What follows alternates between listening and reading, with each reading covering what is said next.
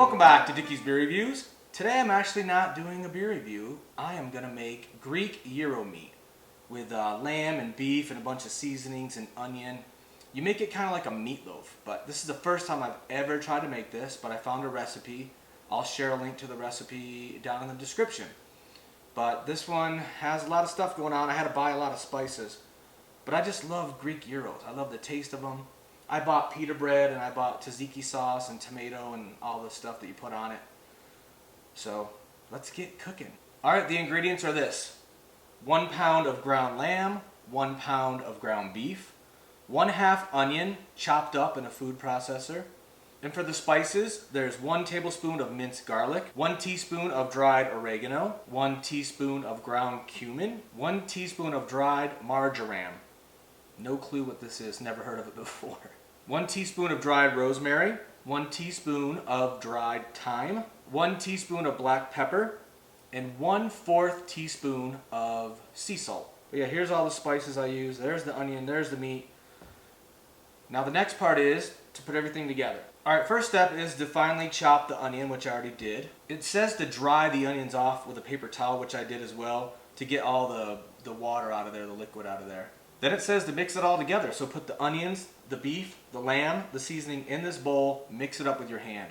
And you can drink beer while you're doing this too. The whole process, so basically this is going to go together like a meatloaf, and then it's going to sit in the fridge for an hour. And then after that, you put it through the food processor. I have a tiny little food processor, so I'm going to have to do a couple different batches. But then you put it in a baking dish or like a meatloaf pan. It also says to put that pan in another pan with water around it, boiling water. I don't know if I'm going to do that. I might just put it in the meatloaf pan and cook it. I'm doing the lamb first. I got the lamb in this little 1 pound brick.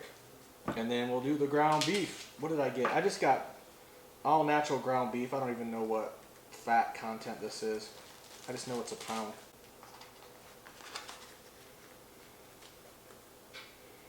There's the beef. I'm going to put the onions in. I got a plastic spoon to help me chop this up and mix it together. Then I'll use my bare hands after. I already measured out the spices, so I think I'm just going to dump them in like this. The garlic smells really good. Alright. This is probably where it's going to get dirty. Down and dirty. I don't mind touching raw meat. Alright, I mixed it up with my hands. It's like a big ball now. I don't know how good you can see that. So it says to cover it and refrigerate for 1 to 2 hours. I'm going to see if it fits in this bag. Just easier to do it this way. Oh yeah. Oh yeah. Get those onions out of there. Come on, onions. A couple rogue onions. I'll put this in the fridge for like an hour, hour and a half maybe. And then I'll do the next step. When I put it in the food processor, you make it into like it's almost like a paste it looked like, or like I don't know. But anyway, it says to preheat the oven to 325. So once this is ready in an hour and a half, then I'll do that. It's going to be a process to do, so it's going to take a while, a couple hours. So I'll have a couple beers in between maybe. Okay, the meat was in the fridge for an hour and a half, so all the seasoning could get absorbed into it, I guess. I only have this tiny little food processor, so I'm going to have to do like little pieces at a time. But it says to put it in the food processor and then make it into like a, I don't know, like a paste, I guess. Let's see what it says. Place the meat mixture into the food processor and pulse for about a minute until finely chopped and the mixture feels tacky. Alright, let me chop this meat up and put it in the meatloaf pan and we'll see what happens. Alright, so this is what it looks like after the food processor. I guess it kind of looks like it does like at a Greek gyro place when it's like on a spit. It's on that thing spinning around. Alright, I'm going to put it in the pan, put it in the oven, cook it, and then let it sit for a while and then eat it. Here we go. I can see all the seasonings in there. Yeah, the garlic didn't chop up that well, that's fine. When I cut it, I'm going to try to cut it really, really, really thin with the sharpest knife I have. Alright, it's finally done. I switched it to this pan. I drained off all the grease and oil and stuff. So it looks decent. It looks like a meatloaf, kind of. I want to cut this really thin. So hopefully this knife is sharp enough to cut it really thin.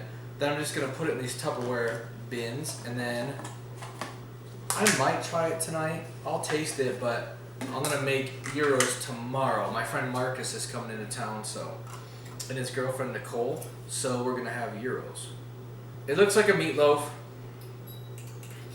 It looks like gyro meat.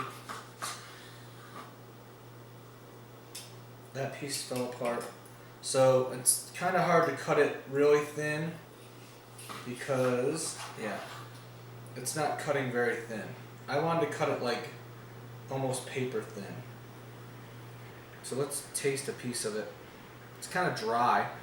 It had a lot of grease on it, a lot of oil, fat in there, so I drained that off and I let it sit for a while.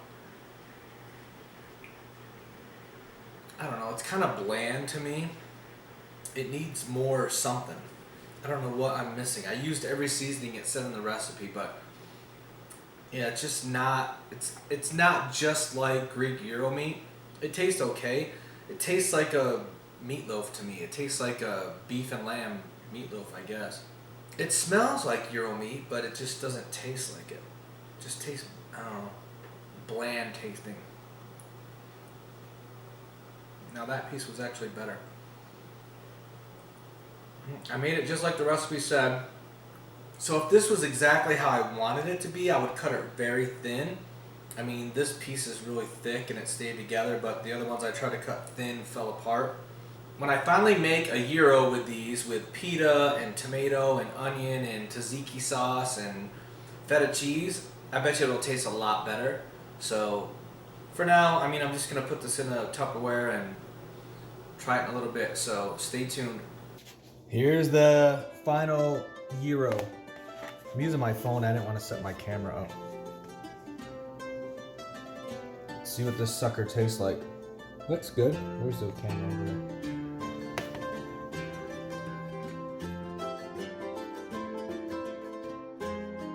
It's not bad at all. The meat tastes better today than it did when I first cooked it. I just wish it would have cut a little bit thinner. It's kind of thick like a meatloaf, but it's good. I can taste the seasoning more today than I could yesterday, so. All right, if you like gyros, you want to try out this recipe, check it out. Thanks for watching. Leave a comment, hit the like button. Till next time, cheers. I'm gonna eat this gyro.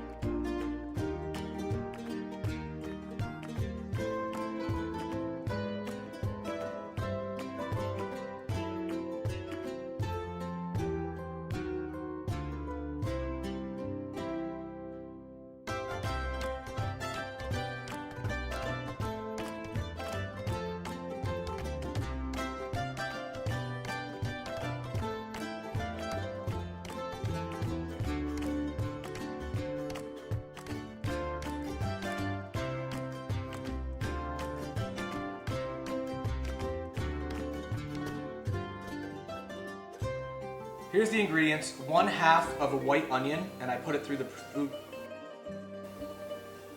I already.